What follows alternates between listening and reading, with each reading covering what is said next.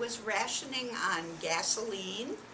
You could only get so much gasoline per week, and everybody was encouraged to have a victory garden. They were supposed to grow their own vegetables because that would leave enough farm stuff for the troops. And my father was a civil patrolman in our neighborhood, and he made sure that people had a shelter in case there was an attack, and that they had prepared extra food in that shelter in case they had to spend a couple days in there.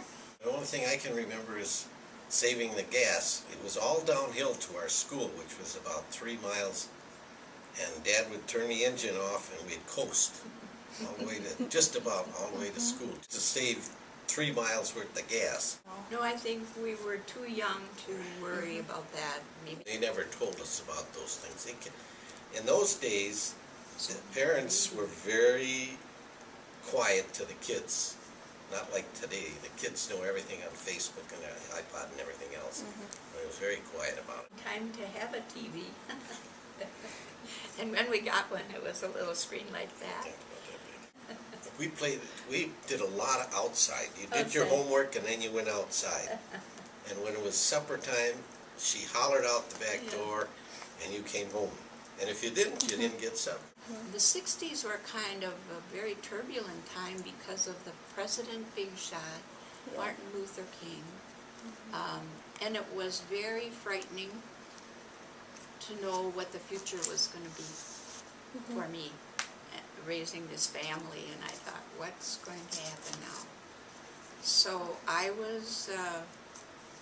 didn't care what was going on. I mean, I just was worried about it. You wondered what was going to happen in our government. Were we ever going to have peace and people? And you worried about the colored people too, rioting. Ku Klux Klan had things going on, and it was just turbulent time. Hard to imagine that it was going to be peaceful again. I was painting, and we had the radio on. We were painting in a house in Highland Park. What was that gentleman's name? The man with the embers? No. Christopher Columbus. Christopher Columbus, believe it or not, that was his name. And we were painting in his house. I never forget that. Stateside all the time. I became a cook, and we were in the amphibious platoon. They were the Army ducks that would go in the water and come out. So that's what I did then for 2 years. Ronald Reagan and Jimmy Carter, those were times when it seemed like things were going much better. There was no war. It seemed like businesses were doing well and everything. I think people still kind of hung on to some of those things for a while, like growing their own vegetables, and that lasted for a while. And then, you know, we got prosperous again in America, and then people got, economy-wise, it seemed like America was doing much better. People started investing and saving their money again. For a while, people couldn't save any money. It just cost too much to live. My father didn't have a car for a long time. He rode streetcars and buses to get to work. We rode streetcars to get to school. We caught the streetcar at one end of the line and rode it directly to the school, which was way across town.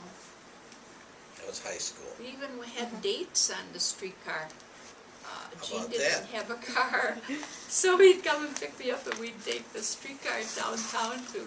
During that time, it was a time for us to be busy with raising the family and, you know, just running a home, and him bringing home some money for us, and that's about all we could do. I felt that he had to do that.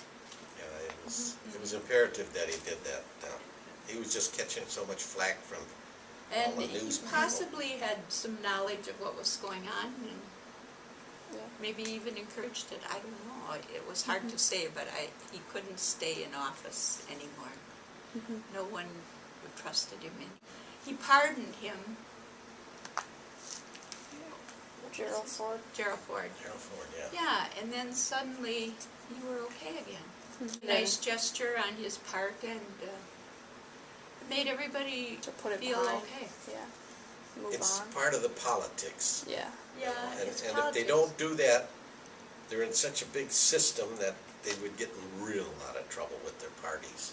My father worked in the stockyards. So it was a big And- part of South St. Paul.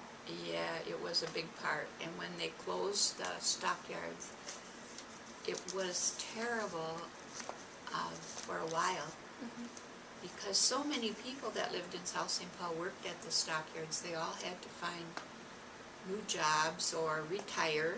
It was very hard on that whole town. It just kind of went down for a while. It's come back now. Very much so. We were back there for a luncheon from the alumni, and I don't recognize. Totally different. Totally different. There's so many different ethnics between the Muslims and the Mexicans and the coloreds, and Plus, the school Unbelievable. has changed. They teach technology that they only taught trades, you know, plumbing, electrical, painting. Now they teach computers. Computers and- It's changed completely.